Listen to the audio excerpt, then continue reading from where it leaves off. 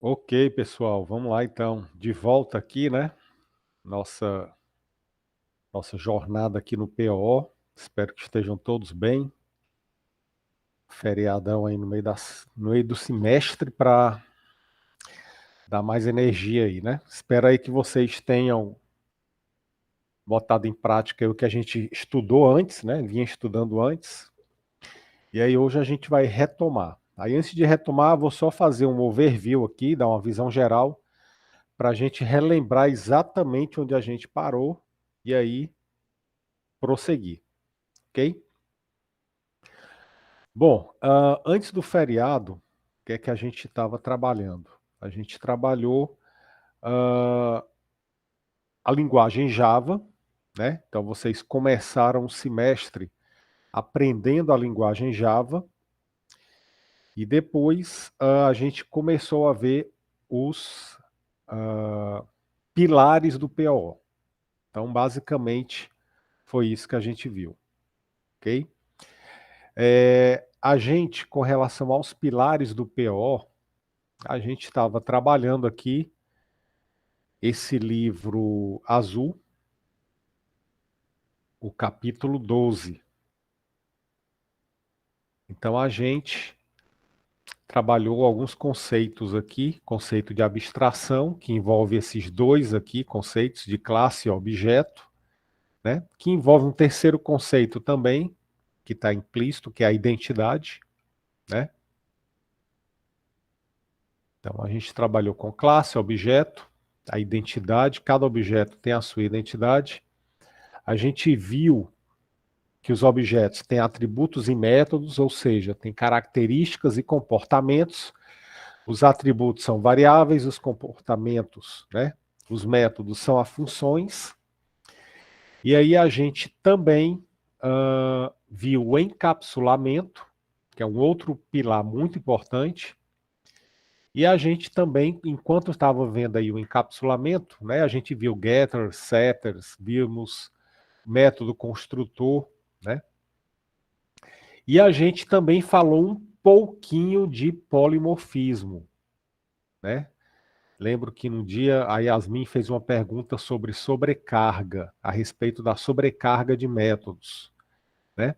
E aí a gente falou sobre isso, que o método ele pode ser definido várias vezes, né? De diversas formas dentro de uma classe. E aí a gente falou do polimorfismo, né?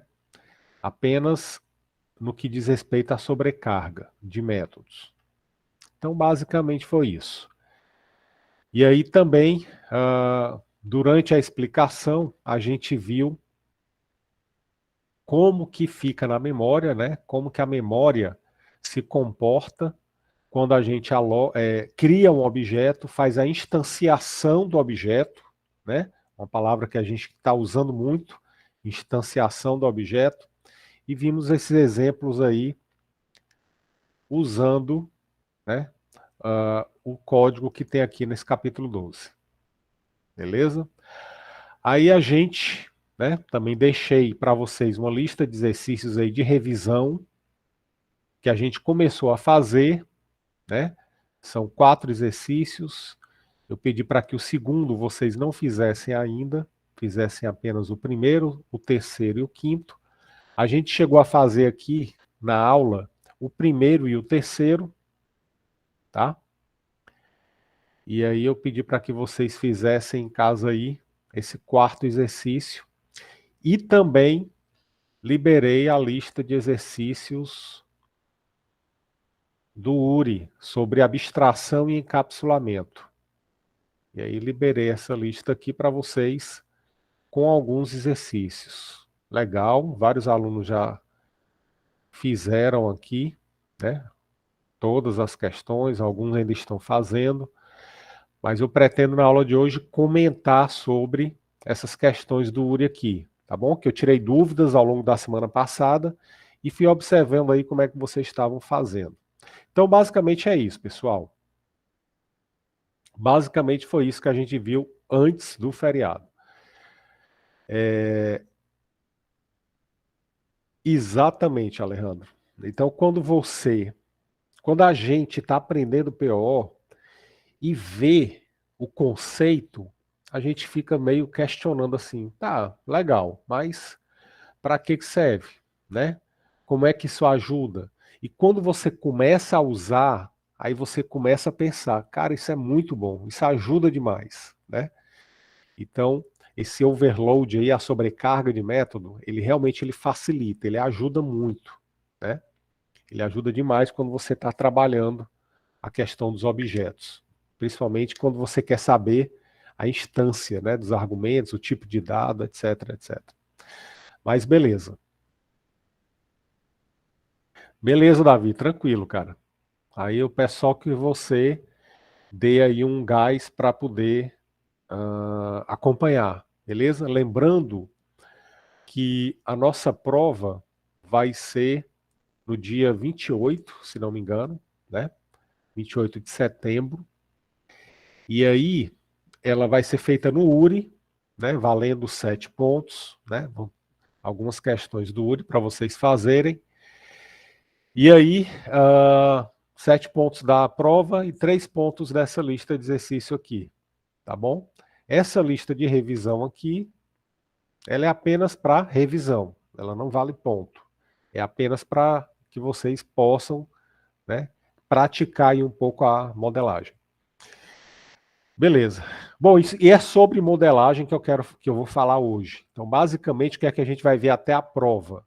Vamos tirar dúvidas aqui do URI, vamos tirar dúvida de tudo, tá? Eu não pretendo introduzir mais nenhum assunto novo, nenhum conteúdo novo para vocês, enquanto vocês não estiverem fazendo a modelagem de uma maneira mais adequada. Como assim, professor? Modelagem. É porque é o seguinte, pessoal, quando a gente está começando no PO, a gente começa a desenvolver classes de uma maneira, né, que a gente ainda não tem tanta segurança. Porque lembrando que vocês estão numa transição, né? Vocês estão na transição da programação estruturada, né, para a programação orientada a objeto. Então é uma outra maneira de pensar. Então o que vocês estão fazendo agora é como quando vocês estão aprendendo inglês, né, ou qualquer outra língua. Você pensa em português para depois você traduzir para o inglês e falar inglês. Então vocês estão nessa fase aí, né? Mas aí vai chegar um momento que você vai ver que você vai ter que se comunicar mais efetivamente como? Pensando em inglês. Então você já começa a aprender a pensar na nova língua, né, para se comunicar. Então o que vai acontecer com vocês é, vocês já vão começar daqui a algum tempo a pensar POO, né? Então essa transição aí é que eu preciso estar, né, perto de vocês. Então vamos lá. Então o que é que a gente vai fazer aqui? A gente vai focar em modelagem de objetos. Como que eu pego um problema e crio os objetos dele? A classe, né? As classes envolvidas.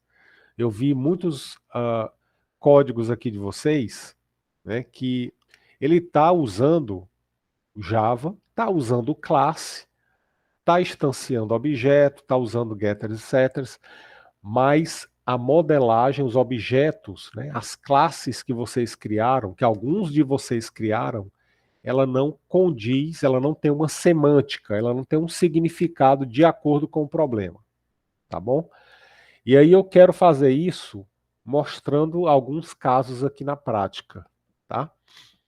Então eu vou pedir aí, quem quiser que e permitir, né? Coloca aí no chat, tá? Diz aí qual é o exercício e qual é o código que você quer que eu dê uma olhada aqui. Eu abro, compartilho e vou comentar o seu código. E a partir do seu código a gente vai fazer a modelagem dos objetos, tá certo? Então, quem quiser aí. Beleza, Gabriel. Joia.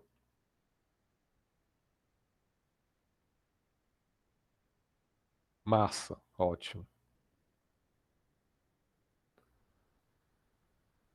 Pronto, então pronto. Então Vou pegar alguns códigos teu aqui, Gabriel, até porque foi um dos que eu tirei dúvida na semana passada, então eu estou conhecendo bem o código.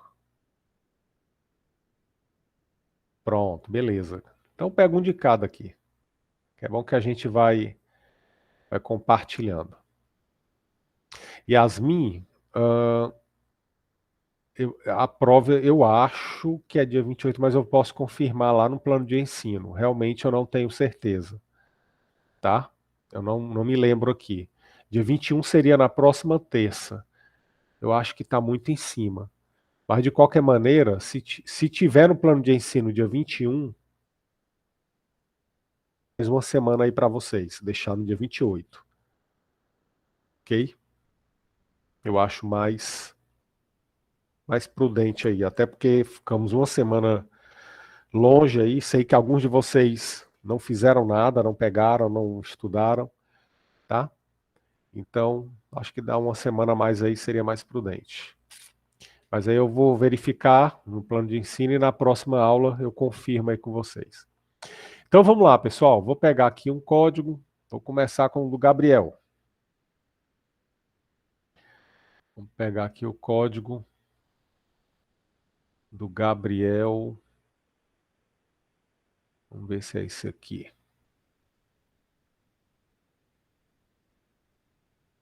Peraí, primeiro eu tenho que ver o problema.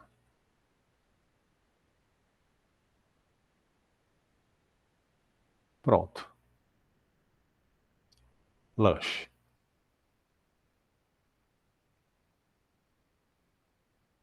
Ah, cara, legal. Usa o switch case aqui, né? Tu mudou teu código. Ficou bom, muito bom.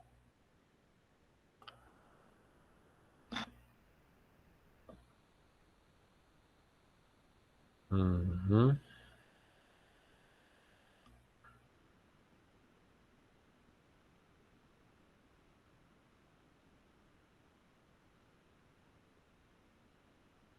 Beleza. Vamos lá, vou pegar essa tua última versão aqui para a gente analisar, tá? E vamos trabalhar em cima dela.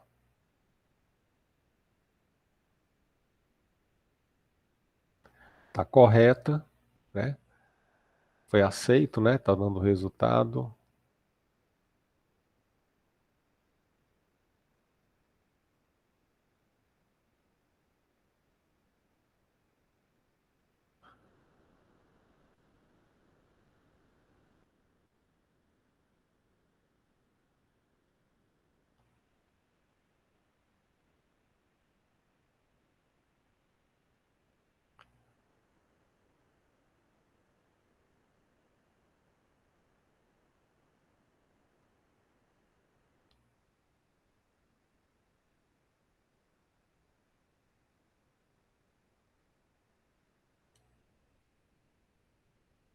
Bom, antes da gente começar aqui, pessoal, eu vou comentar, vou abrir um parêntese para falar de algo que faz parte do conteúdo aqui da disciplina.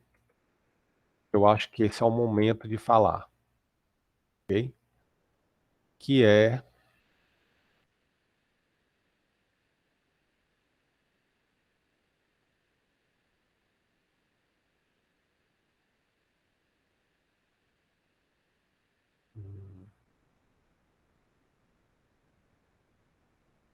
acho que Gabriel, teu aqui deu.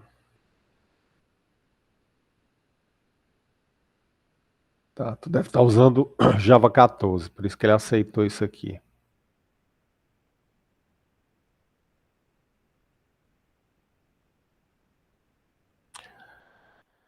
Tu tá usando Java 14, beleza.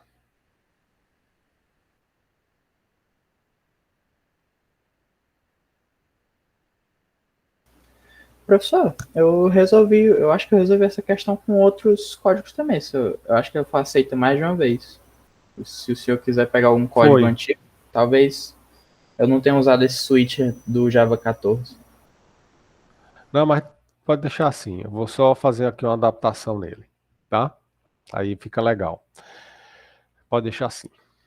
Bom, então vamos lá. Então, para a gente começar, eu vou falar aqui de um conteúdo que faz parte da ementa, que é o ML, ok?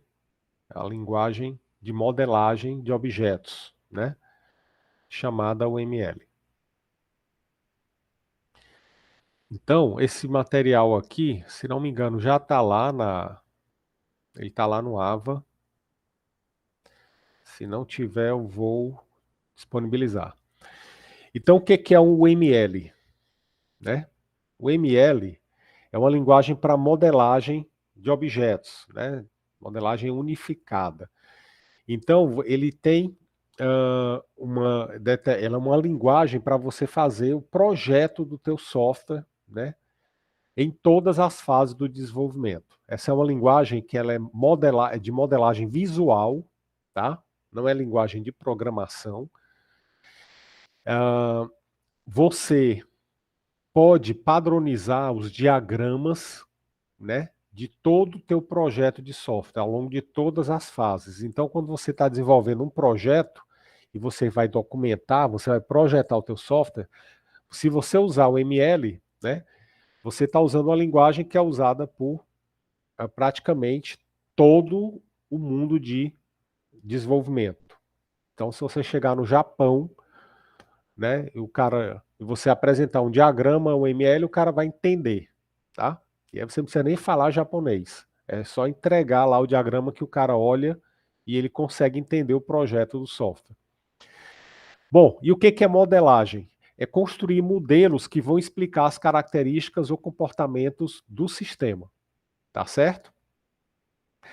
E a OML, ela vai ser usada em todos os processos ao longo do desenvolvimento do projeto. Então, quando você estiver analisando os requisitos, analisando o sistema, projetando o sistema, programando e testando, né, você vai documentar tudo isso. E a OML é uma linguagem usada para isso, tá? Existem outras formas de documentar? Existem, tá? Mas a OML, ela é quase que um padrão, né? Um padrão de direito, ou seja, todo mundo começou a usar e aí ele acabou virando um padrão. Mas existem outras notações também. E por que que a gente usa, né? Por que que eu devo usar o ML?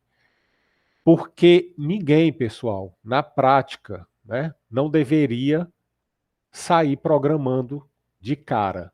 Então, quando você tem um problema, e vocês viram isso lá em raciocínio lógico, o primeiro passo é entender o problema, né? Depois que você entende o problema, aí você planeja a solução. E depois que você planeja a solução, aí você implementa, testa, e aí pega o resultado e verifica se está de acordo. Se não tiver, você volta para o início e entende novamente o problema e replaneja. E vai entrando nesse ciclo iterativo, tá? Então não existe essa de ver o problema e a solução cair na cabeça da gente, né, aparecer e você programar. Não. Você pode até fazer isso em alguns casos, né? Não estou dizendo que isso não existe, existe, né? Na vida real, realmente, às vezes, tem situações em que você pula essas etapas e vai direto para o código, resolve o problema, né? Entrega, mas depois você volta e faz um refactoring, né? Você vai repensar a tua solução. Mas, na prática, você deveria pensar, planejar antes de fazer alguma coisa, tá? Então, você consegue, usando o ML, analisar o projeto de várias formas, sobre vários aspectos, e diminui a possibilidade de erro, tá? Então, o teu projeto fica mais consistente. Então, você vai pensar na UML como se fosse, né, a planta de uma casa. Você não constrói uma casa do zero, né? Apenas com o que vem na sua cabeça. Você vai lá no seu terreno e começa a botar tijolo em cima de tijolo.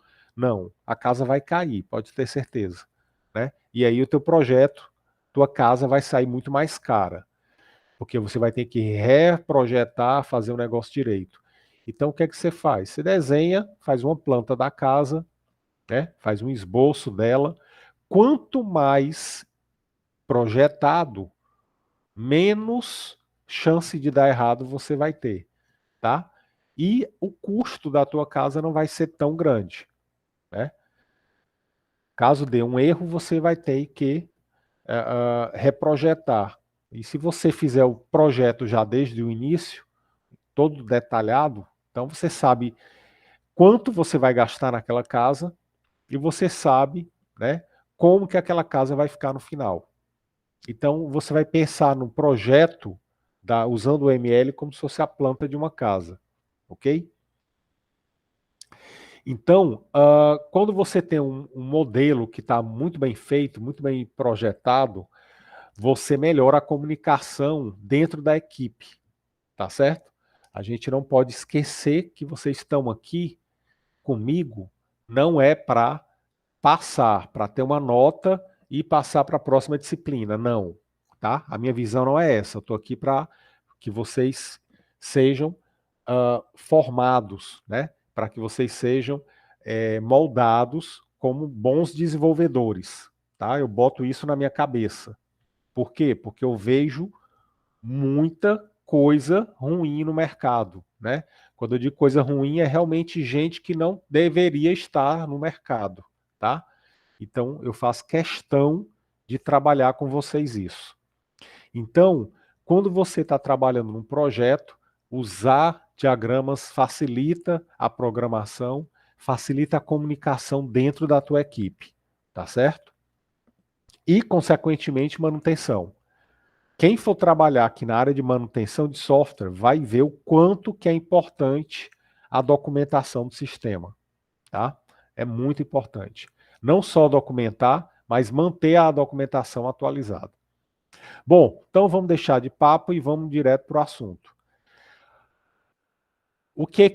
Quais são os diagramas que fazem parte da UML? Tá? Então, a UML, ela representa graficamente vários elementos.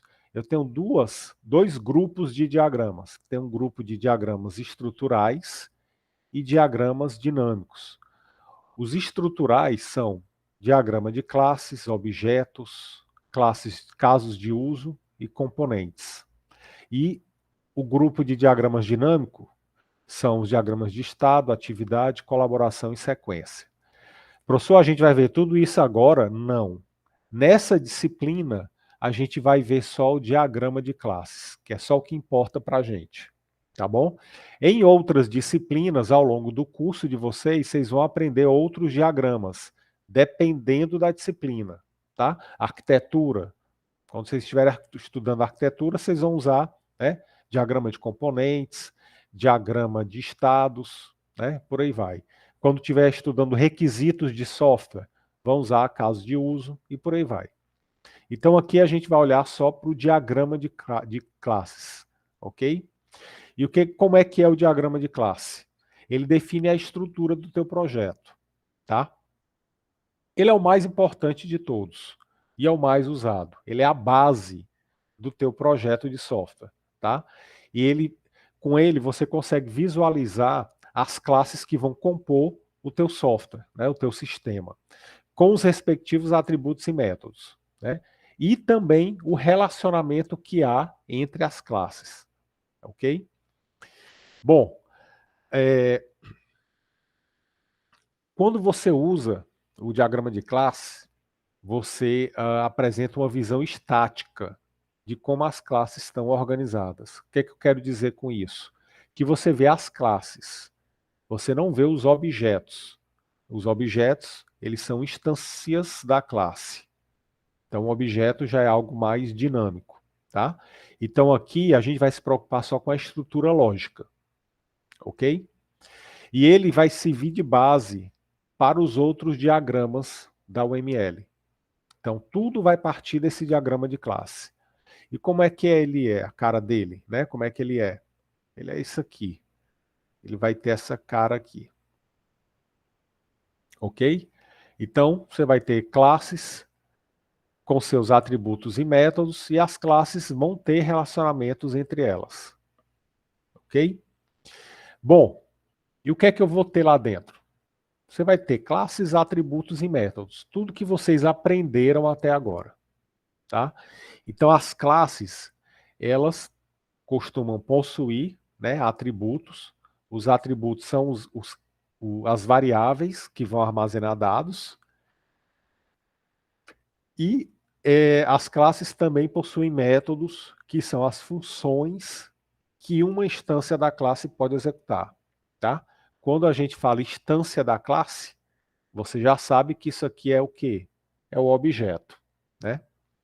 Bom, os atributos podem variar de instância para instância, né? Os valores dos atributos. Então, como a gente viu, dependendo do objeto, eu vou ter dentro dos atributos valores diferentes para cada objeto. Tá? Os atributos são os mesmos, mas os valores eles podem variar de objeto para objeto. E é exatamente isso que permite a identificação de cada objeto. Né? Cada objeto tem a sua própria identidade. Bom, quais são os tipos de dado que a gente pode ter, né, na UML? São os tipos de dado que a gente já usa. Né? Booleano, byte, int, long, double. Então, basicamente, são os mesmos que a gente usa na linguagem de programação. Tá? Char, date. E os métodos? Os métodos, ele não é uma preocupação em si, né?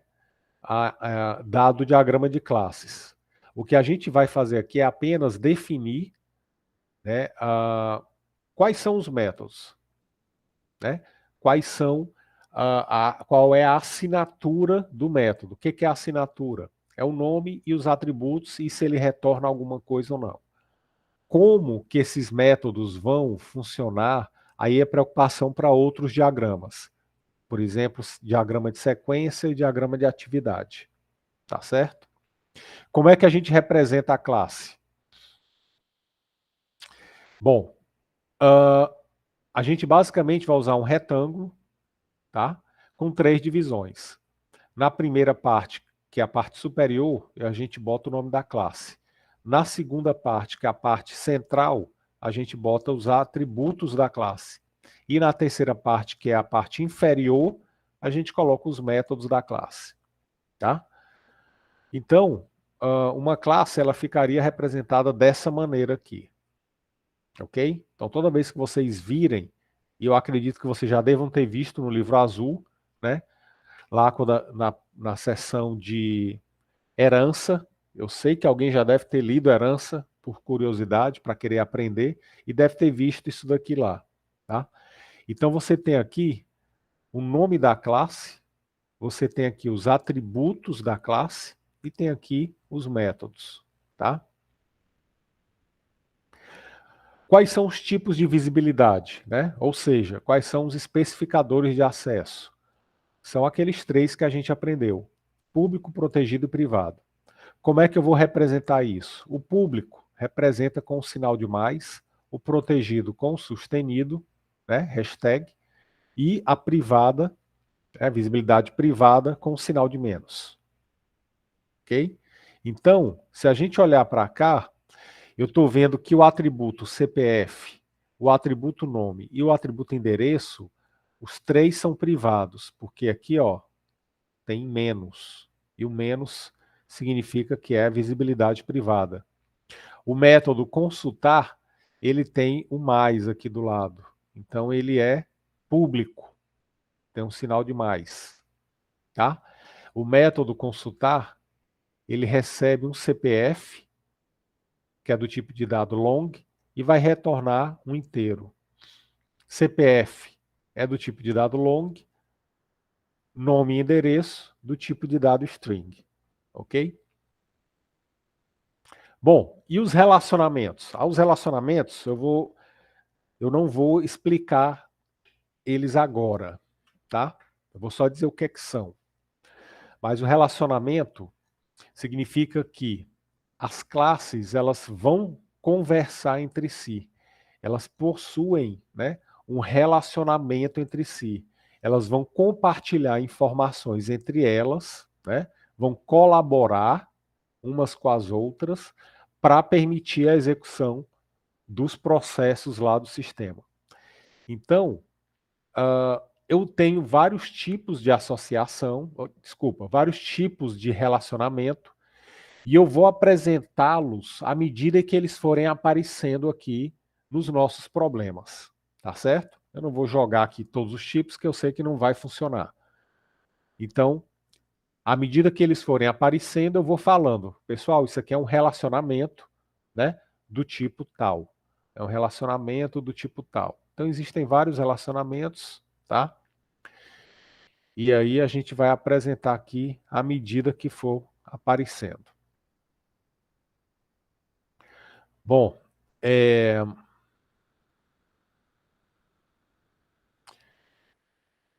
beleza. Aqui, só para finalizar, eu posso colocar comentários no diagrama, né, inserir notas, tá certo? Então, se eu quiser, por exemplo, colocar um comentário, você pode colocar um retângulo desse com essa setinha pontilhado. Aí você bota a sua observação. Nesse caso aqui, a gente está dizendo que o CPF e RG não podem ter valor nulo, tá? Então, isso aqui é um comentário, ok? Bom, então vamos lá. Então, só para mostrar aqui, né, o relacionamento, ó, várias classes e essa linha que está ligando aqui os retângulos, elas representam um relacionamento entre aquelas duas classes, ok? E bem aqui apareceu um exemplo de atributo protegido, está aqui, ó, hashtag. Então significa que esses atributos são protected, ok? Bom, então é isso. Então, eu vou usar, né? Por que eu estou falando sobre isso agora? Porque agora eu vou usar um ML para modelar os objetos que vão aparecer nos problemas, tá certo? E eu sugiro que vocês tenham esse hábito também, tá? De usar a UML para fazer a modelagem. Então vamos lá. Acho que alguém aí colocou alguma coisa no chat. Diga aí, Samuel. Pode falar. Professor, a respeito desse PDF, né, que mostra todo o esqueminha de UML, exatamente. Onde ele vai ser liberado para a gente poder utilizar e estudar Cara, ele? eu pensei que eu já tivesse botado lá no Ava, mas a Yasmin está dizendo que não achou. Então eu vou colocar ele lá no Ava, mas aí eu posso mandar lá para o grupo do WhatsApp também. Encaminho para vocês. Assim que acabar a aula aqui, eu mando para vocês. Beleza?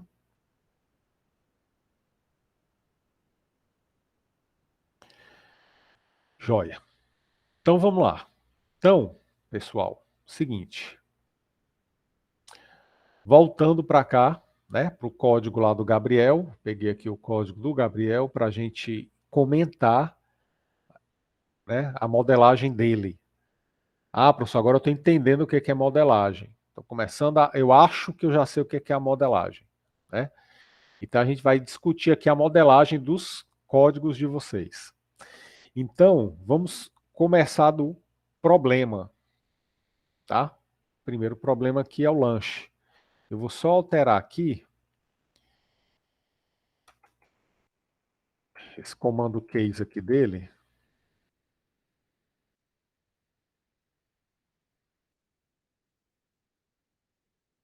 Para deixar na sintaxe que o meu Java entende, né? Que eu estou usando aqui, Mas, professor, é o Java 8. por que esse case aí tá com setinha? Pois é, porque ele está usando um recurso do Java 14, que é a anotação lambda. Tá? Vocês vão ver isso aí lá em programação funcional. Mas aí eu vou usar aqui a notação tradicional do case. Tá? A notação tradicional do city case é essa daqui. Então isso aqui que o Gabriel está usando é um recurso novo, introduzido aí nas versões mais novas do Java. Bom, então vamos lá, vamos entender aqui. Esse primeiro problema é o mais simples, né? É o lanche. Então, com base nessa tabela, você vai escrever um programa que vai ler o código de um item e a quantidade desse item. e depois você vai calcular e mostrar o valor da conta. Ok? O arquivo de entrada está aqui. O arquivo de saída vai ter aqui essas informações. Beleza, um problema simples, né, de se resolver usando programação estruturada. Usando PO já se torna um pouco mais elaborado, porque a gente tem a questão da modelagem. Então, como é que a gente vai modelar? É o seguinte, a primeira pergunta que você vai fazer é: quais são os objetos que fazem parte do meu problema? Então, quais são os objetos? Vamos pensar em termos de mundo real, tá? Mundo real, isso aqui é uma coisa real. Você vai numa lanchonete, você olha lá, né, o cardápio, você faz o teu pedido, olha, eu vou querer lá um cachorro quente, um X-bacon e um refrigerante, né? Ou então você vai no McDonald's e você já fala logo, não, eu quero o número 1, né? Eu quero o número 1. Ou seja, eu quero é o Big Mac logo, tá? Então, isso é uma situação real. Aí a pergunta que eu vou fazer para vocês é: quais são, ou qual é, né? Quais são os objetos envolvidos aqui nesse problema? Tá? Não olhem para cá, para requisito de entrada e de saída. Não estou querendo saber isso daqui.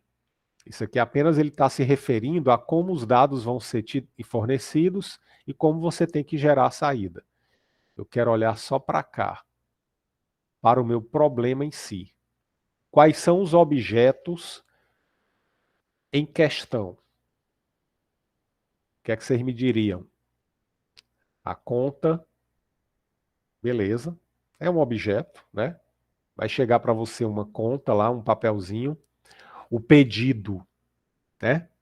Exatamente. A conta é um objeto? É, né? Mas tudo vai começar no pedido, ok? Então o pedido é algo real aqui. E se eu perguntar para vocês quais são as características, quais são os atributos do meu pedido?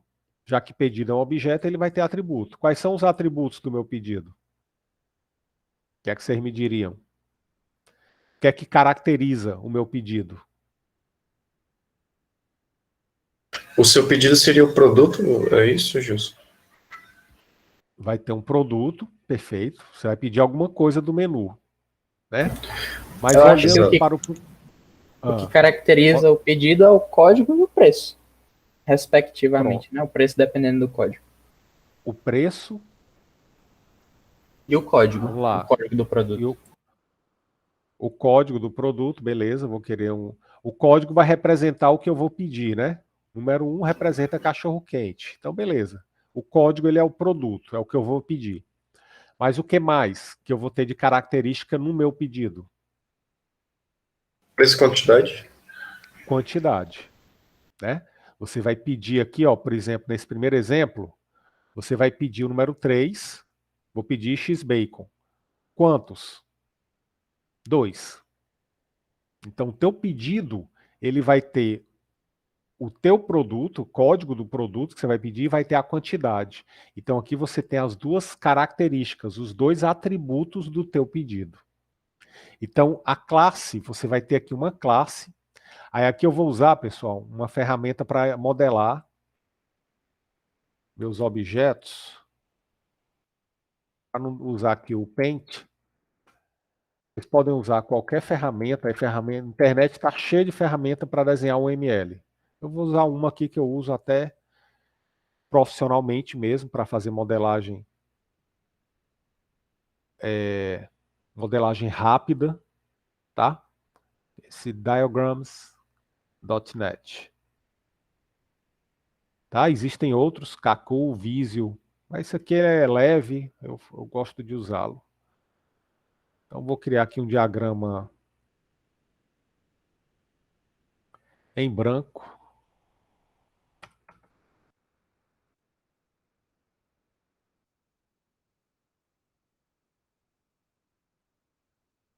Só para a gente trabalhar aqui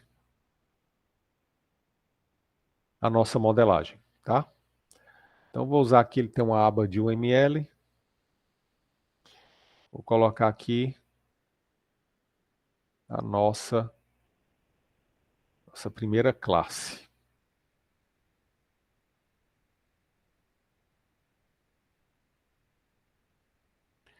Então,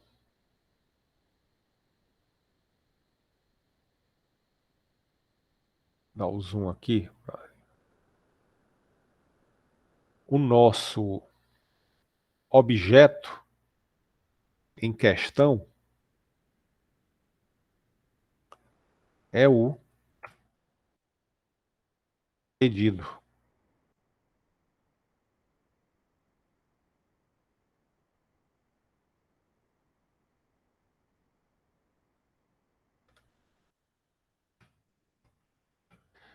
Essa vai ser uma classe, né? Essa vai ser uma classe que a gente vai ter no nosso problema, tá? Não, coloquei o errado. Pronto. Essa vai ser a classe que a gente vai ter. Pedido. E aí a gente já viu que eu vou ter dois atributos aqui no pedido. Eu vou ter o código e vou ter a quantidade.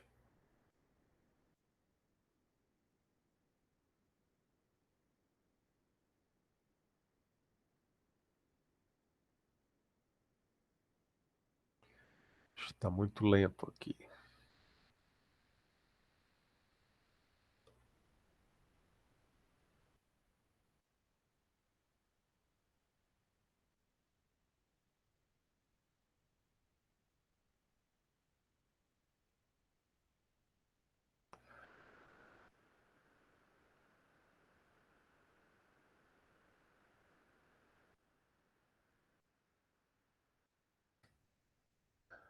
O código, a gente viu aqui pela definição que vai ser um número inteiro e a quantidade também vai ser um número inteiro, né? Então, posso dizer aqui, vai ser um int, isso aqui vai ser um int. Bom, como a gente está trabalhando com abstração e encapsulamento, né? Eu quero que vocês façam tudo encapsulado, com os getters, setters, tudo direitinho. Então, a gente vai deixar os atributos privados.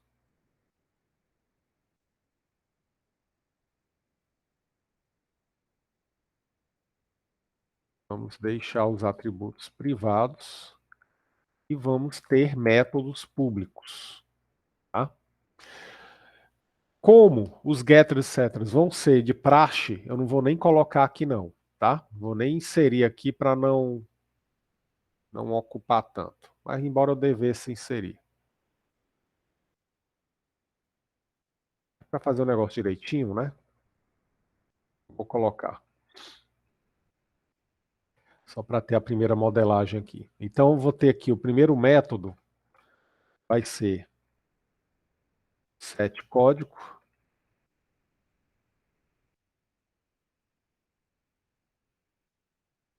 Set código vai receber um inteiro e não vai retornar nada.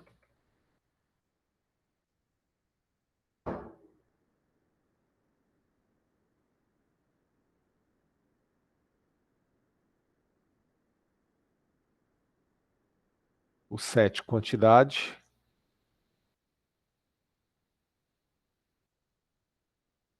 também recebe o inteiro e não retorna nada. E aí eu vou ter agora o get código, que não recebe parâmetro, e vai retornar um inteiro, e vai ter o get quantidade.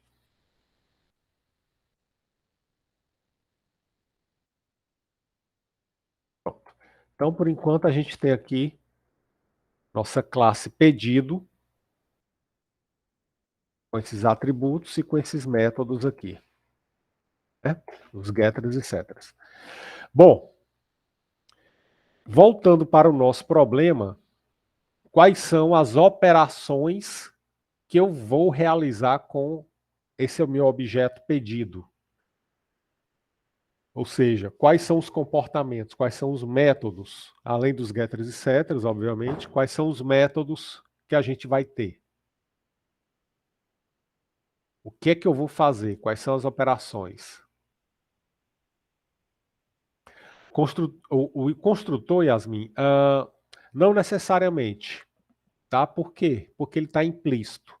Então, quando a gente cria o objeto, a gente já tem implícita a noção do construtor, né?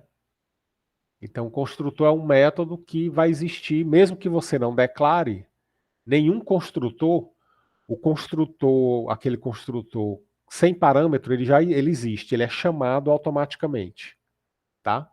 Mesmo que você não crie nenhum construtor, ele já vai existir. Na hora que você instanciar o objeto, você está chamando lá o construtor implícito que existe. Ok? Então, não precisa construtor. João, boa pergunta. O preço não é um atributo também? Eu vou jogar essa tua pergunta aí para a turma toda. Tá? O que é que vocês acham? O preço é um atributo? O preço é uma característica do pedido? Professor, eu acho que sim, porque ele está intrinsecamente ligado ao código. Ele está ligado ao código. Perfeito. O código, ele representa quem? O pedido. Não.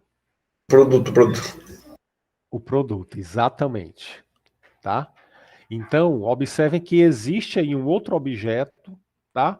Mas chamado produto, né? Algo real. Você tem um produto. Tá aqui, ó. Cachorro quente, salada, tarará, tarará. E esse produto, ele tem características, né? Ele tem um código e ele tem um preço. Então, o preço, na verdade, ele não é um atributo do pedido. O preço é um atributo do produto. Tá certo? Então, a gente já está começando a identificar aí o surgimento de quê? De um novo objeto na nossa, né, modelagem. Eu tenho um pedido e tenho produto. São duas coisas diferentes. Então, na verdade, o que é que vai acontecer?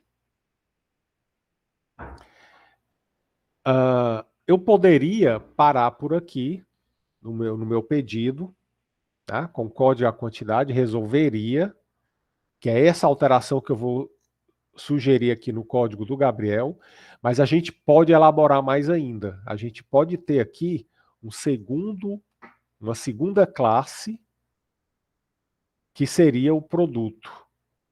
Eu vou deixar ela aqui de lado, preparada para a gente introduzi-la no momento correto. Vou botar bem aqui para ninguém esquecer. Essa pergunta aí do João, ela vai disparar esse cara aqui, ó, produto. Tá? E aí, a gente tem o produto. Vou deixar aqui, não vou botar ainda não. Só para a gente lembrar.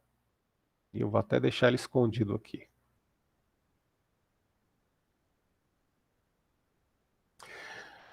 Beleza. Tá? Então, o produto, né, o preço, ele é um atributo de um objeto produto.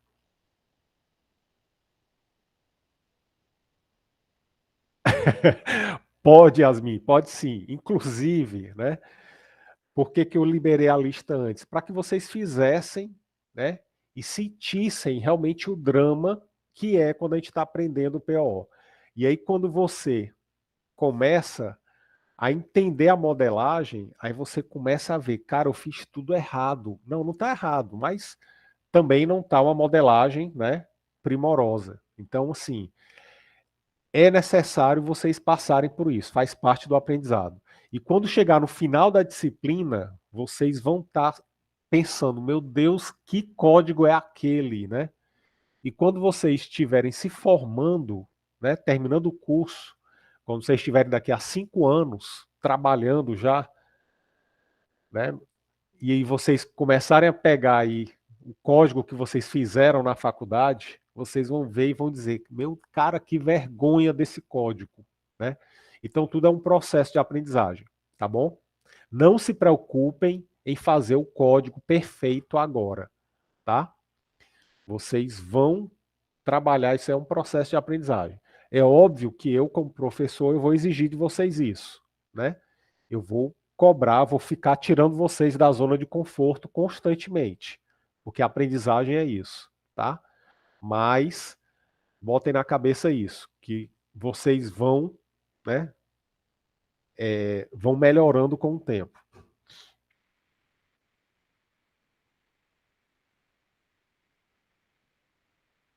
Pronto, Alberto, vamos lá. Então vamos lá. Vocês vão começar a sentir a necessidade, né, a vontade de refazer, de remodelar o código de vocês lá do URI, quem já submeteu, tá? Se quiser fazer isso, não tem problema, pode submeter quantas vezes quiser. E eu sugiro fortemente que vocês façam isso, tá? Mas por quê, professor? Já está aceito lá, porque na prova eu vou exigir isso, tá? Na prova eu quero que vocês façam a modelagem com significado. Tá certo? Eu não quero, na prova, uma modelagem meia boca, tá? Eu quero que vocês façam, dê o melhor de vocês. Então, por que não fazer isso agora, né? Já que vocês estão tendo essa oportunidade agora. Então, pega o código, remodela, né? E submete ele lá para ficar realmente ok. Usando a classe produto, Alberto, tá? Vocês vão ver que vai ter diferença sim. Eu não vou entrar no mérito da eficiência, até porque POO, quando você fala de eficiência, ele não é tão eficiente assim, porque você cria camadas de abstração e tudo isso leva tempo, né? Consome memória. Então a gente não vai entrar no mérito da eficiência, vai entrar no mérito mesmo da modelagem, da abstração, tá? E vai fazer diferença. Quando a gente meter o produto aqui no meio, vocês vão ver o que é que vai acontecer, tá? Ok? Beleza. Mas é mesmo, Pedro. Vocês vão, tá? Vocês vão. Eu vou exigir isso aí de vocês. Vocês vão ver que à medida que vocês vão modelando, vocês vão criando, né? Outra visão do que vocês estão fazendo. Ok? Isso faz parte, sim, né? Da formação de vocês. Exatamente, Gustavo.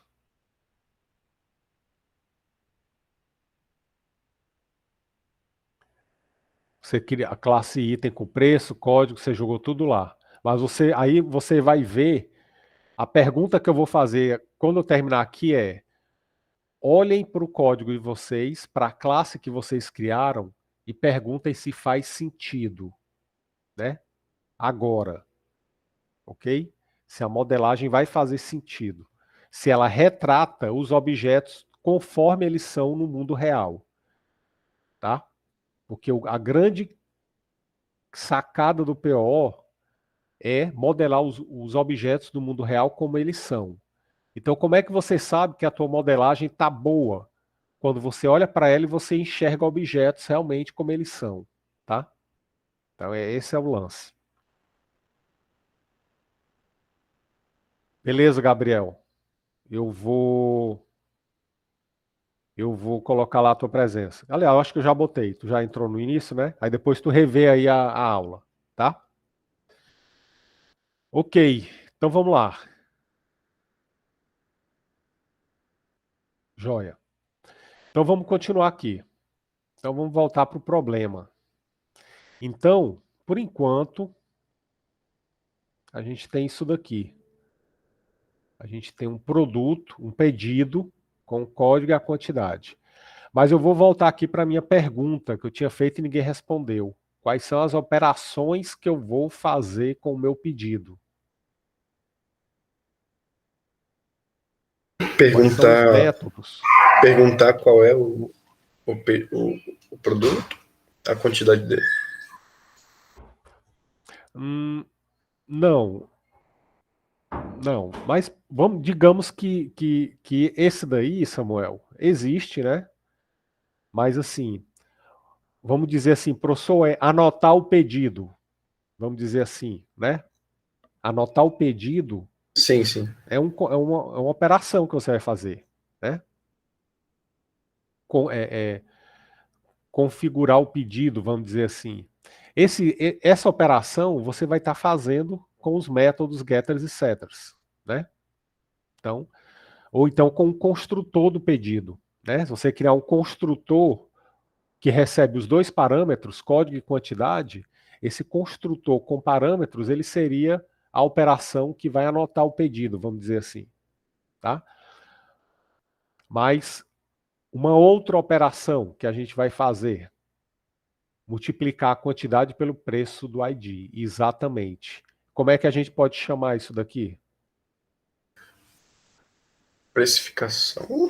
Eu não sei. Olhem aqui para o problema. Na descrição do problema.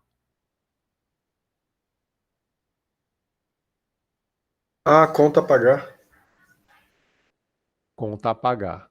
Como é que eu poderia chamar esse método? Pagamento.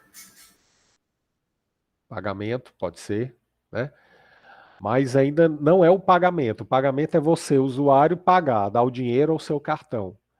Mas com relação ao pedido,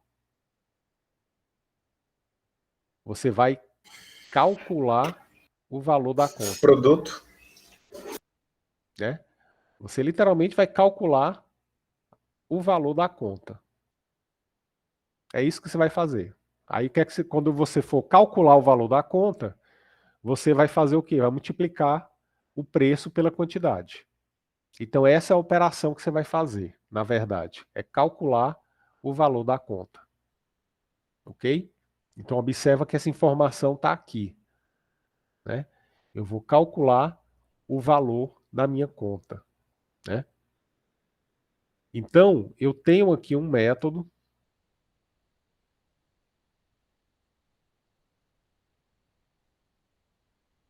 que eu vou chamar... Não. Que eu vou chamar aqui de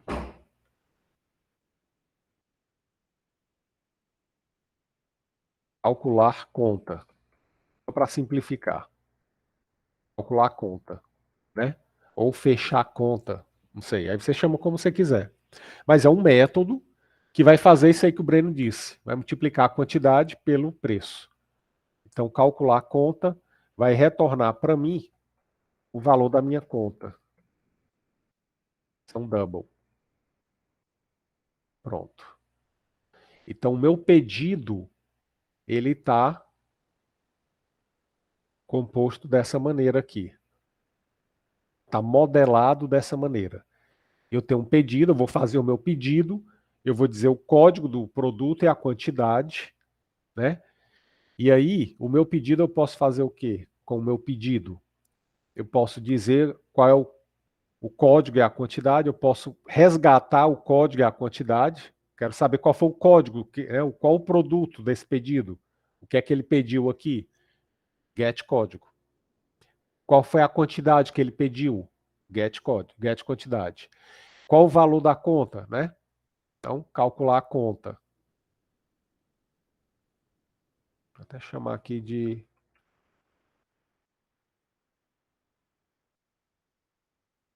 calcular o valor da conta.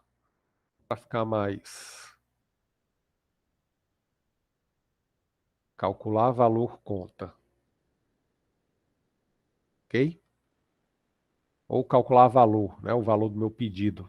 Então, Professor, você está usando os diagramas da Google, né?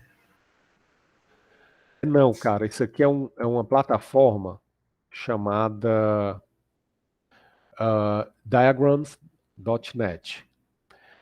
É online, né? Ou então você bota lá diagrams.net, você cria vários diagramas de vários Vários tipos de diagrama. Aí você pode salvar isso daqui no Google Drive. Então ele é integrado com o Google Drive. Então você pode salvar lá e editar pelo próprio Google Drive. Mas ele não é da Google, não. Ele Ah, também é entendi. integrado com o GitHub. Ele tem várias integrações. Mas ele é GitHub, gratuito, né? Dropbox. Ele é gratuito. Ele é Ok. gratuito. Aí ele tem umas funcionalidades pagas, mas são, né, funcionalidades mais profissionais, né? Que tem mais coisa bem pesada. Aí ele tem a gratuito, então a versão gratuita dele dá para você fazer modelagem assim numa boa. Né? De repente você está num cliente, aí você vai lá, entra lá no navegador, chama ele, você faz o negócio rapidinho, né? Melhor do que usar papel e caneta. Bom, ok, então calcular o valor do pedido, né? Ou o valor da conta. Bom, então agora vamos passar isso aqui para o código, né? Vamos ver como é que isso daqui ficaria lá no código. Deixar valor conta, só para ficar de acordo com o que está escrito lá no... Bom, então olhando aqui para a modelagem do Gabriel, o que acontece? Ele criou uma classe chamada lanche. E criou também... só a classe chamada lanche. Aí o que ele fez? Ele criou aqui atributos, um atributo para cada produto. Cachorro quente, salada X, X bacon. Então ele criou um atributo para cada produto, né? E criou um método chamado setTotalPedido, onde ele recebe o pedido e a quantidade. E aí, esse setTotalPedido está fazendo o cálculo da conta, né? E aí, ele não armazenou mais nada. E aí, quando você olha para uma modelagem dessa, o que acontece? Você pergunta, essa classe lanche está representando realmente, faz sentido isso, olhando para o meu problema agora? Né? Então a gente vê que não, que o lanche, na verdade, né, não é um objeto. O lanche é apenas a refeição que ele vai fazer, mas não é o objeto. O lanche dele, né, na verdade, vai ser o X-Bacon com o refrigerante que ele vai estar comendo. Né? É a refeição. Na verdade, o objeto que existe aqui em questão é o pedido. Então, a gente poderia ter aqui a classe pedido, né? Os atributos que foram criados aqui não fazem sentido para um pedido, né? Isso aqui seria, na verdade, o preço de cada um dos produtos, né? Então, a gente poderia, né, fazer o quê? Nesse método dele, chamado setTotalPedido, aí aqui vem uma outra observação. Quando você tem um método chamado setTotalPedido, você está pressupondo o quê? Que isso aqui é um setter que vai alterar o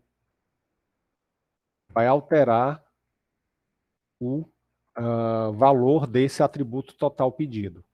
E realmente ele está fazendo isso. Ele recebe o pedido e a quantidade, está calculando aqui, ó, e está alterando o valor desse atributo total pedido. Né? Foi um atributo que ele resolveu colocar. Ok? Então, como é que poderia fazer aqui essa modelagem? Na verdade,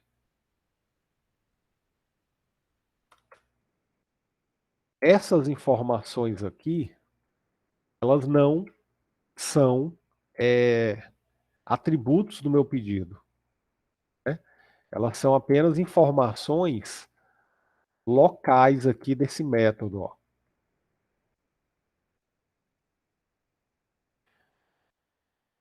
São apenas informações locais, são variáveis locais que ele vai usar apenas para calcular o total do pedido. Então não precisaria tratar isso daqui como atributo. Professor, mas está errado o que foi feito? Não diria errado, mas não está com a modelagem, né, adequada. Opa, pode falar.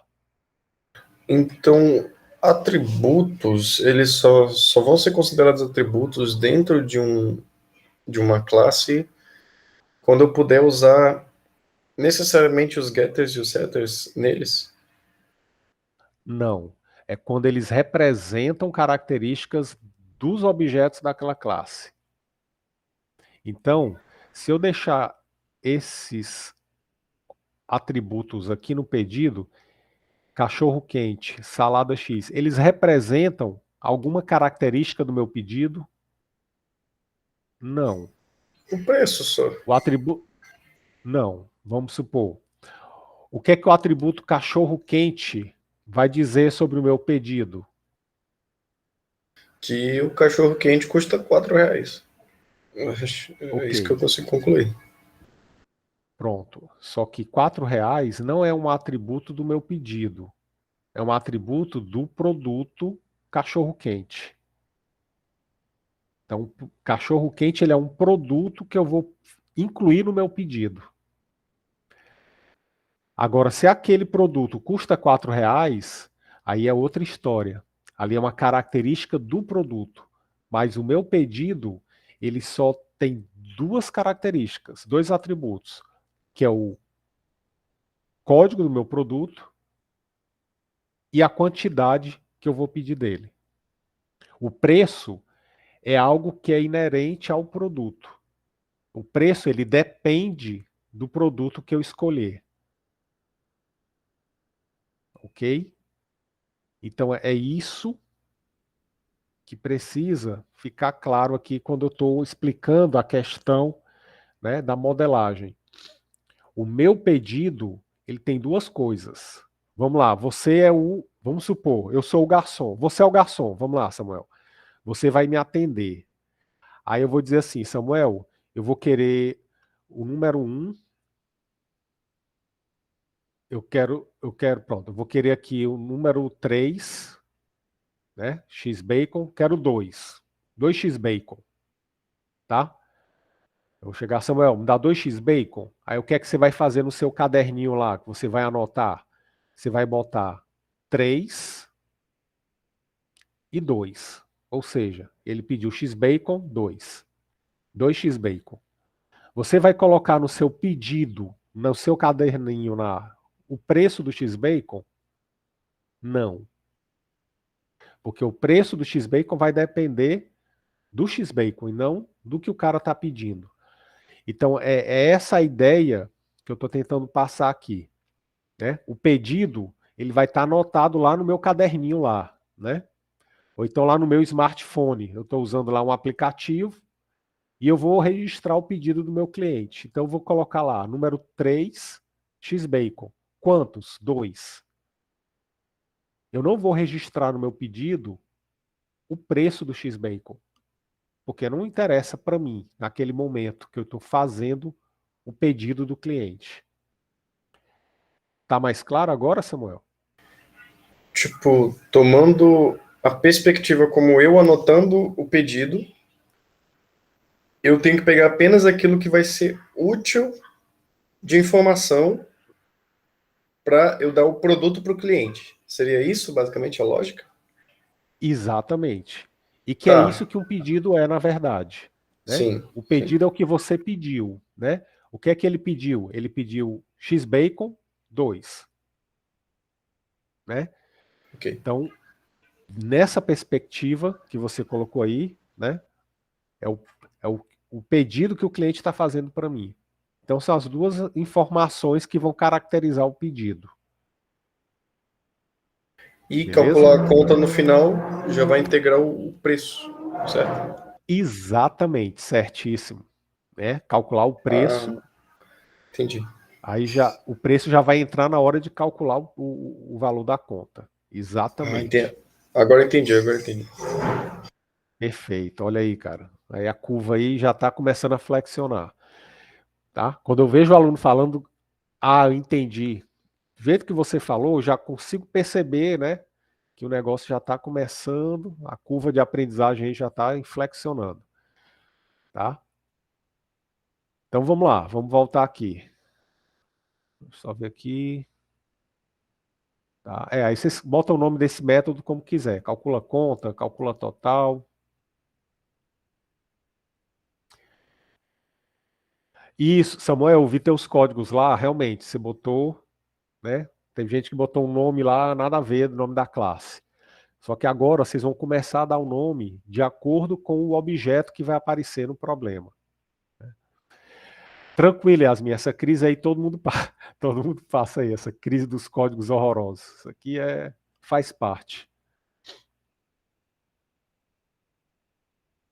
Beleza. Pronto, Pedro. Cara, legal. Adoro ver quando vocês falam isso daqui. Estou começando a entender. Realmente. Lembrem daquela aula que eu falei da curva de aprendizagem. Vai chegar esse momento, tá? Pode ser que esse momento chegue, nem seja agora nessa disciplina, chegue lá no final do curso. Ou então lá na tua formatura. Tu vai lá na festa de formatura, vai receber o canudo lá, o diploma, né? Aí, cara, entendi agora o que é o PO, né? Então, vai ocorrer isso daí. Classe Jeep, olha aí. Tá começando a fazer sentido, ótimo. Vai, calma aí, Pedro. Vai, a curva levanta, pode ter certeza. Beleza, cara, é isso que eu quero ver.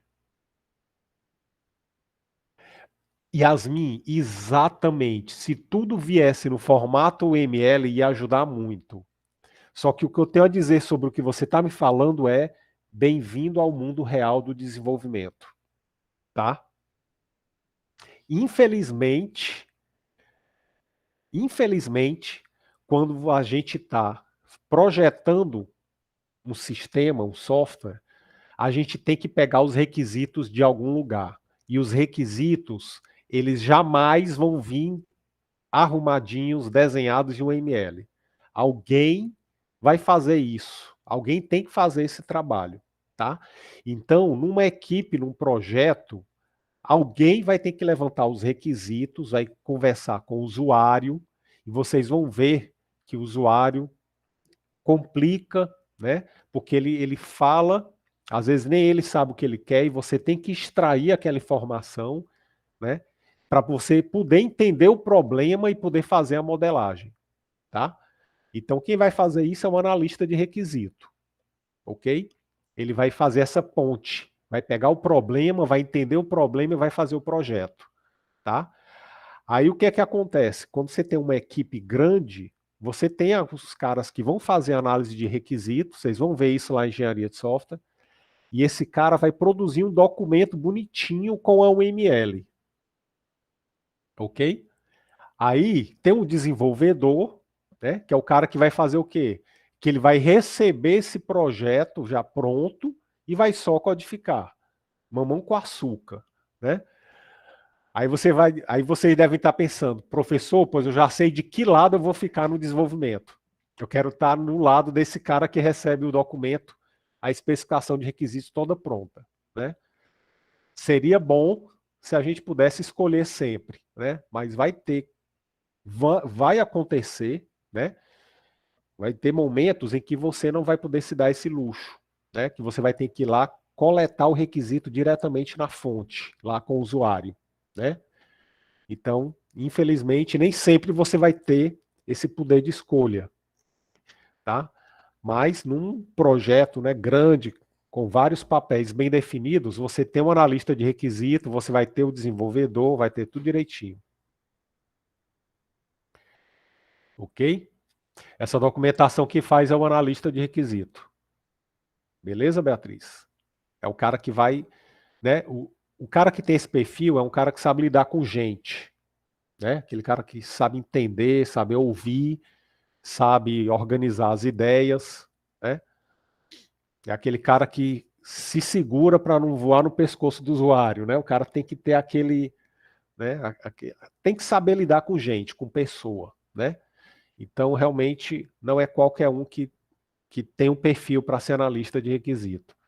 Aí o cara vai produzir essa documentação e aí o desenvolvedor pega a especificação dos requisitos e vai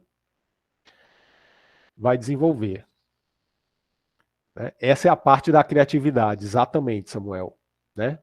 Exatamente. O ideal é que vocês, né, desenvolvam esse lado aí que é muito útil. Tá? É muito útil. Bom. O gerente de projeto, Beatriz, é o cara que vai levar a culpa se não der certo. Tá certo? Ele é quem bota a galera, tá? Organiza os trabalhos, cronograma e tudo mais. Se der errado, a culpa é dele. Agora, se der certo, o mérito é da equipe. Tem sim, Yasmin, dependendo da empresa, né? Dependendo de onde você vai trabalhar, você tem isso muito bem definido. Agora, tem empresas que são enxutas, né? E aí tem cargo chamado de analista desenvolvedor. O que é que esse analista desenvolvedor faz? Faz tudo. Ele vai coletar o requisito, vai especificar, vai desenvolver, vai entregar. Né? Tem empresas que trabalham assim, todo mundo faz tudo. Mas tem empresas grandes, né? Geralmente órgãos públicos e tudo mais, aí que tem tudo muito bem definido. Tá? Então vamos lá, vamos só finalizar aqui, né? Para a gente.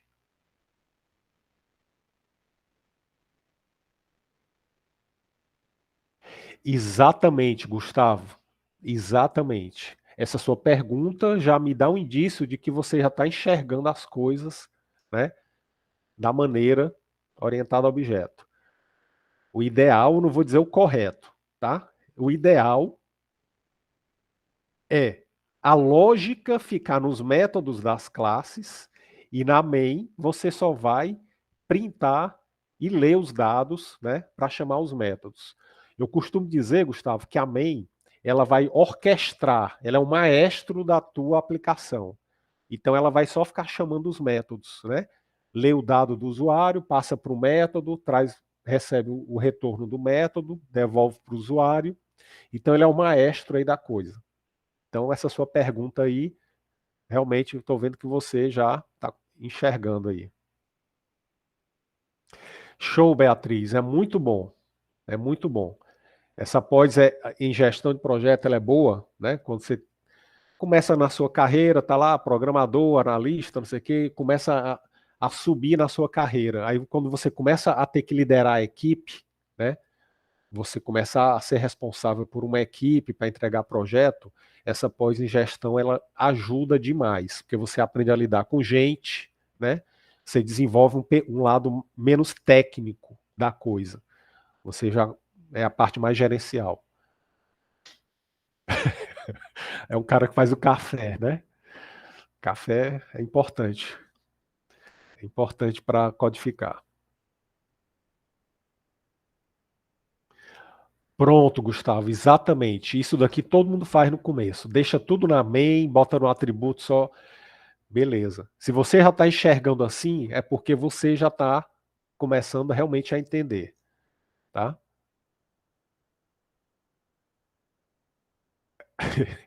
Beleza, vamos lá. Então vamos só finalizar esse código aqui. Tá? Então, isso daqui faz sentido dentro do cálculo do pedido, né? Do cálculo do pedido.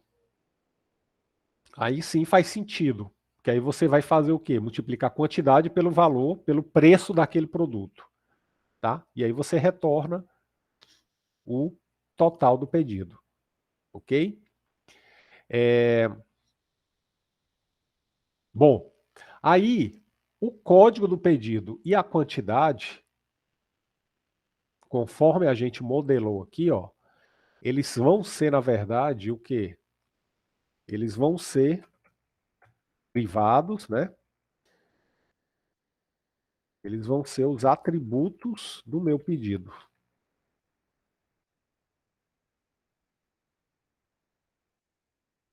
Eles vão ser os atributos do meu pedido. Tá?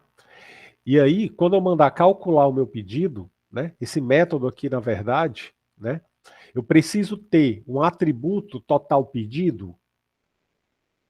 O valor total é um atributo do meu pedido? O que é que vocês acham?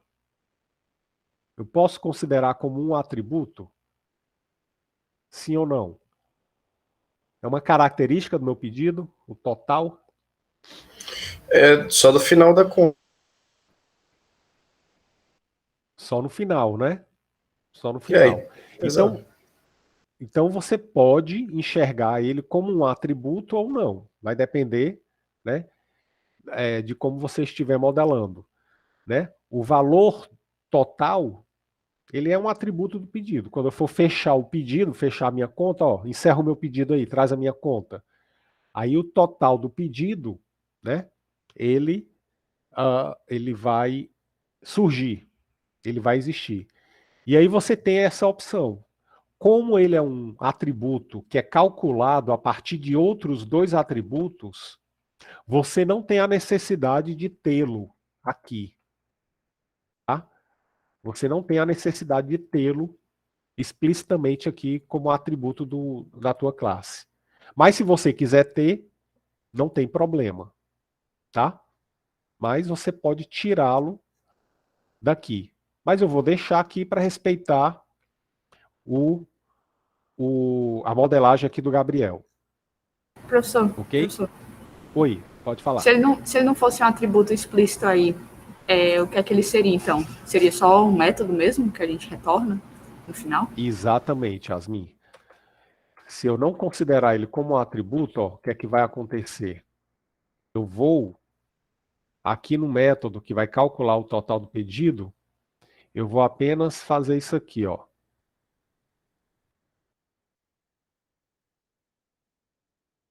Eu vou apenas só fazer assim. Vou tirar ele daqui. Nem precisaria criar essa variável, mas eu vou deixar aqui só para... Ele seria apenas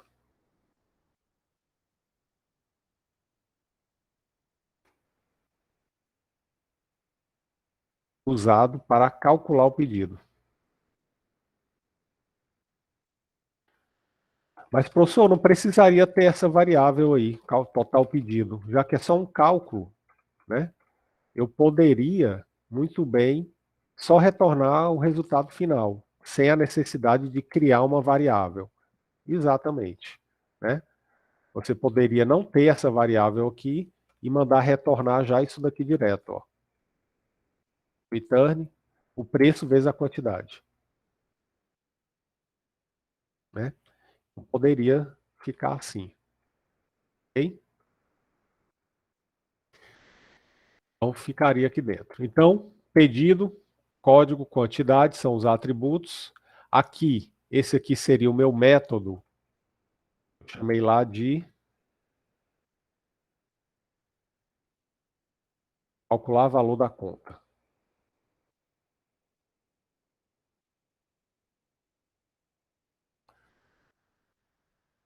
Vou chamar aqui, calcular valor conta. E aí, observem o seguinte, como o pedido e a quantidade já são atributos da minha classe, eu não preciso passá-los como parâmetro. Né? Eles já estão aqui dentro, na verdade é o código, né? Eles já estão aqui dentro da minha classe, então não preciso passar como parâmetro. Então, são valores que eu acesso aqui diretamente. Ok? Aí aqui, o pedido... Desculpa aí.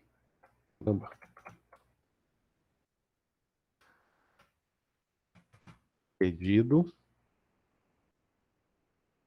Vou voltar aqui.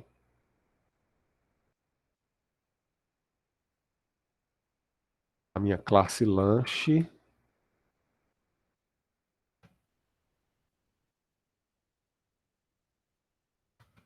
Pedido. E o método que vai calcular calcular o valor da conta. E eu não preciso mais passar isso daqui.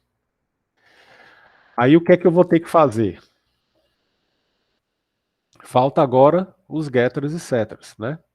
Então agora eu vou adicionar aqui os getters e setters.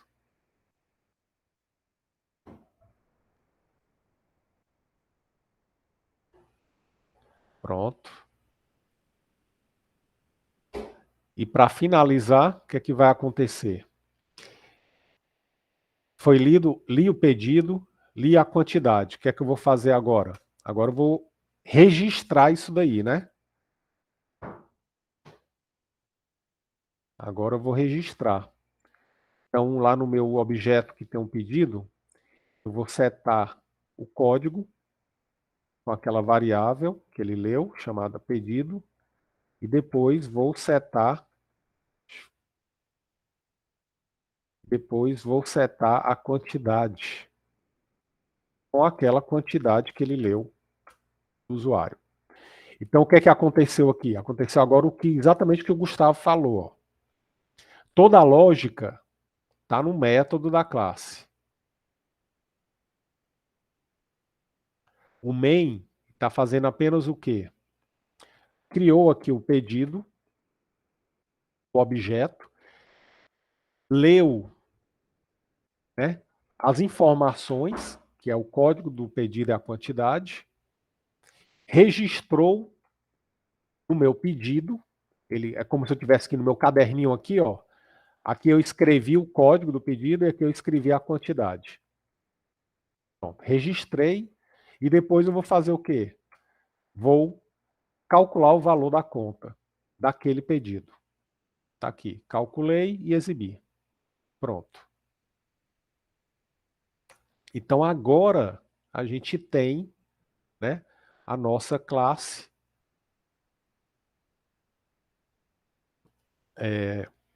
pedido, né, modelada de acordo com o problema. Observe que a gente tem semântica aqui, tem significado, né? A minha classe, ela realmente representa um pedido, ela tem aqui duas características, ela tem comportamento, e tudo vai se resumir a isso, ó. Registra as informações do pedido e manda calcular o valor da conta. Toda a lógica vai estar embutida dentro lá dos métodos da classe. Ok?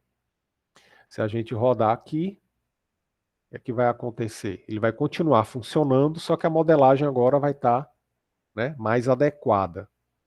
Vai estar mais condizente com o mundo real. Então, 3 e 2, total R$10. Tranquilo, pessoal? Beleza? Dúvidas?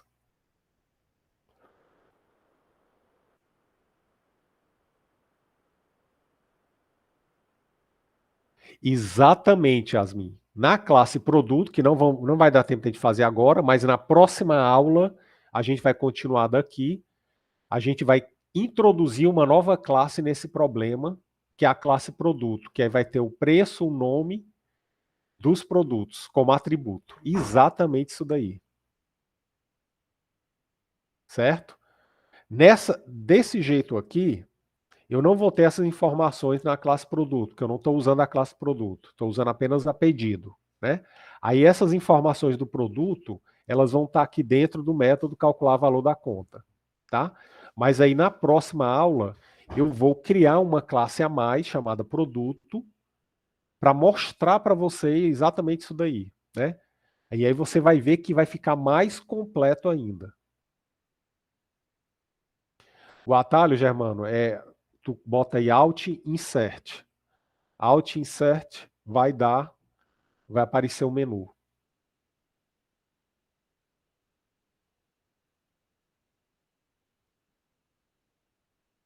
Não, nessa questão não cabe usar list ainda, Yasmin. Por enquanto a gente não vai trabalhar com list. List a gente vai trabalhar lá em coleções genéricas. Então as questões que eu vou passar vão ser mais simples para vocês. Diga aí, Samuel. Só essa questão foi uma questão mais simples, né? Porque ela basicamente seguiu a ordem sequencial. Mas em questões que necessitam de loop, O loop e tudo, toda a gestão da questão, digamos assim, eu tenho que fazer na classe, é isso? Vai depender. O seu loop vai ser para quê? Para fazer uma totalização, aí fica dentro da classe. Agora o loop vai ser para gerenciar vários objetos da mesma classe, aí ficaria na main. Tudo vai depender do Tá. contexto. Tudo vai depender do Entendi. contexto. Beleza? Beleza. Bom, então é isso. Deixa eu só... Opa, foi mal, cara. Diga aí. Não, Terminou, Samuel? Era isso, né? Sim, era só isso mesmo. Beleza, então tudo vai Tipo, depender do contexto. se eu precisar pegar vários valores e colocar no objeto, vou ter que usar na main, né? O loop. Exatamente. Ok. Exatamente. Joia. Bom, pessoal, então, próxima aula, o que é que a gente vai fazer? A gente vai continuar essa questão aqui, tá?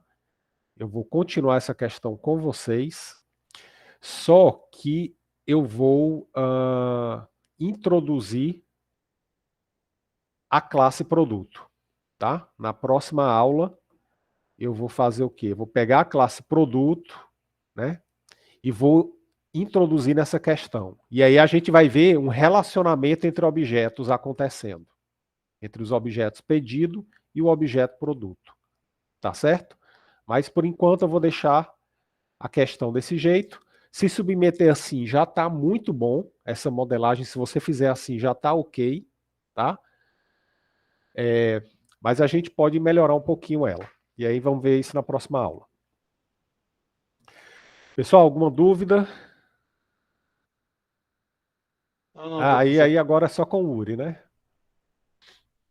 O Uri tem andado lento aí nesses últimos dias. Agora a briga vai ser com o Uri. É assim. Dei sim, Vinícius. Eu botei a presença aqui de todo mundo. todo Ok? mundo, como é que o senhor vê a presença pela sala aqui do Google Meet, é? Eu vejo aqui pelo Google Meet. Eu dou uma passada aqui e vou registrando aqui na hora. Eu faço nos 10 minutos iniciais da aula, quando eu fico esperando vocês entrarem, eu já vou registrando. Aí durante a aula, de vez em quando, eu vou pegando e vou E colocando teve aqui. uma hora que eu caí, aí o senhor botou meu nome também. Botei sim. Tá todo mundo registrado já. Ok, pessoal? Então vamos lá, vamos proceder, né? Então um grande abraço a todos, prazer revê-los. Fiquem com Deus e uma boa semana. Até quinta-feira, hein? Tchau, Até tchau. quinta, professor. Eu também. Aí o senhor avisa também da data da prova, né? Aviso, eu confirmo sim. Tá certo. Até quinta, professor. Até a próxima aula. Até Até quinta, mais, Vitória. prof. Valeu, Samuel. Valeu, professor. Tchau, tchau. Falou, Ariel.